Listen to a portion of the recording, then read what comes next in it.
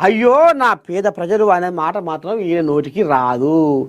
ఈయన నోటికి వచ్చేది ఏంది? కేసీరావు కేటీఆర్, కేసీరావు కేటీఆర్. ఇక నెత్తి మీదనేమో కేసీఆర్ని ఎత్తుకుంటాడు, భుజం మీదనేమో రావులు ఎత్తుకుంటాడు. ఇది తప్ప ఇంకో మాటే ఉండదు. ఇలా బట్టి పట్టినట్టే.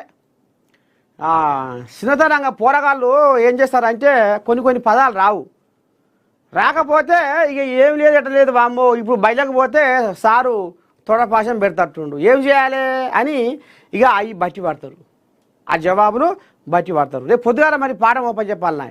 ఇగో ఇప్పుడు ఈయనకు అదే పని. ఇప్పుడు కేసీరావు కేటీరాములు ఈయనకు ఆ పాఠం చెప్పిర్రు. ఏంది? నువ్వు ఏ మీటింగులనైనా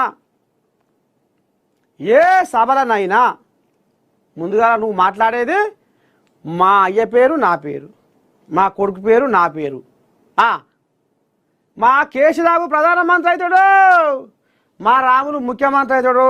ఇక ఇది తప్ప ఈయనకు ఇంకో మాట రాదు. అడుక్కు